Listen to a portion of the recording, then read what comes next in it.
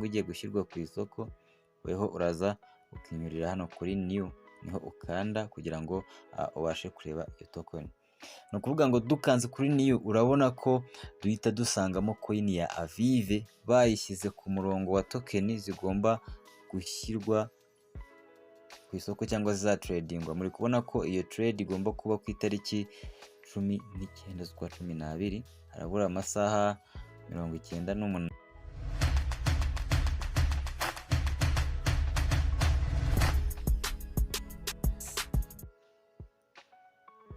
Hey guys, reka nizere ko mumeze neza. Iyi ni Vumbura TV, nkuko bisanzwe video tutorial zacu zibanda kuri cryptocurrency, by'umwihariko mining platform, investment platform ndetse na trading platform. Nkuko bisanzwe rero, nkuko nabibabwiye mu minsi yashize, abantu mwakoze KYC, nizere ko ibintu biri ku murongo ubu ngubu.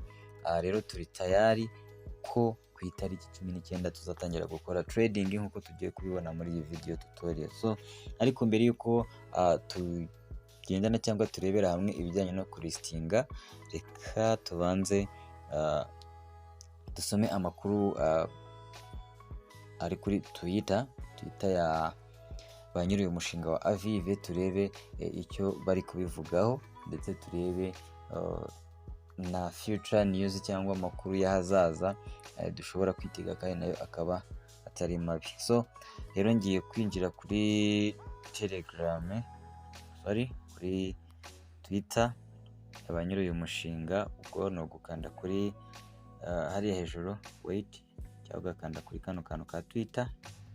Yes, wamara gukandaho ukaza gutegereza gato, ugahitamo Twitter cyangwa X niko isigaye yitwa,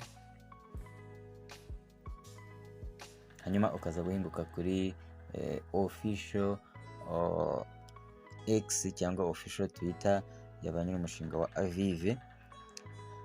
Amakuru amazeho amasaha 7 mbona bari gutangaza ni amakuru ajyanye na request yoherejwe muri CoinGecko. CoinGecko ni exchange nayo ikomeye cyane, nayo itradingirwamo amacoin menshi cyane. So iyi CoinGecko rero nayo bamaze gusubmitinga request basaba ko iriya token yabo yazaba listed, hanyuma token request ID cyangwa ID bakoresheje bari requestinga ku bantu bakeneye gukonfaminga nimba aya makuru ariyo, ni iyi ngiyi nyine mberetse.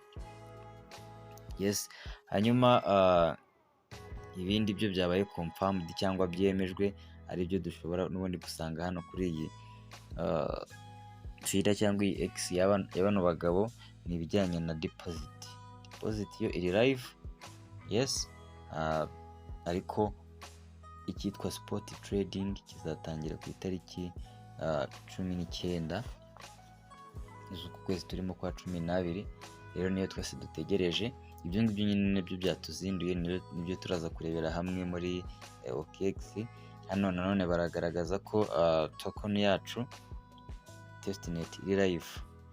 Testnet iri live kuri blockchain ya Arbitrum, kugira ngo abantu bakoze testnet muri byo bindi by'ama NFT mwarabibonye ko twakonectingagaho blockchain ya Arbitrum. So ubwo rero reka tunyarukire noneho kuri OKX nyirizina. Yes, hanyuma hanga ndi muri OKX ariko ku gice cya exchange, ndetse n'igice cya trading. So nk'ibisanzwe rero iyo turi muri OKX, kugira ngo twemere ko coin cyangwa token izajya ku isoko, tugomba kuba dufite proof cyangwa ibihamya. Igihamya cya mbere cyerekana ko iyi Avive yacu izajya ku isoko ni iki ngiki. Murimo murabona ko ubwo nanyuze muri new, ariko reka mbereke ubaye utari muri new uko byagenda. Ni ukuvuga ngo hano tugira umurongo utambitse, hari favorite, hakaba top, hakaba gain na new. Rero iyo ukeneye kureba token nshyashya igiye kulistingwa cyangwa igiye gushyirwa ku isoko, weho uraza ukinyurira hano kuri new, niho ukanda kugira ngo ubashe kureba iyo token. Ni ukuvuga ngo dukanze kuri new urabona ko duhita dusangamo coin ya Avive, bayishyize ku murongo wa token zigomba gushyirwa ku isoko cyangwa za tradingwa. Muri kubona ko iyo trade igomba kuba ku itariki 19 z'ukwa 12, harabura amasaha 98 n'iminota 4 muri kubona ko Avive iriho, nta kubeshya, nta mikino irimo. Yes guys, hanyuma nkuko twari turi kubibabwira muri kubona ko Avive igomba kujya ku isoko ku itariki 19 z'ukwa 12. Hanyuma hari n'itangazo n'ubundi ryari ryatangajwe mbere. Yes, kugira ngo icyo tangazo turibone. Yes, kugira ngo iryo tangazo riboneke nuko tugomba kumanuka, tukamanuka hasi, tukaza hano kuri kino gice, tugakanda hano kuri view more, ubwo ni muri announcement. Nyuma twamara gukanda kuri more tugategereza.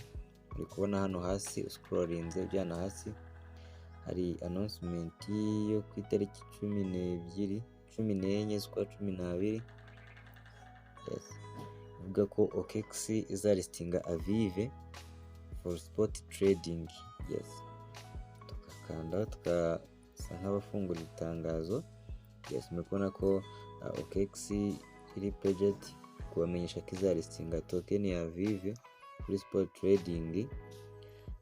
Cyo wenda twa schedule ukuntu iteye. Avive deposit open ni guhera ku itariki 14, ubwo ni itariki zashize, ku uyu munsi turi 15.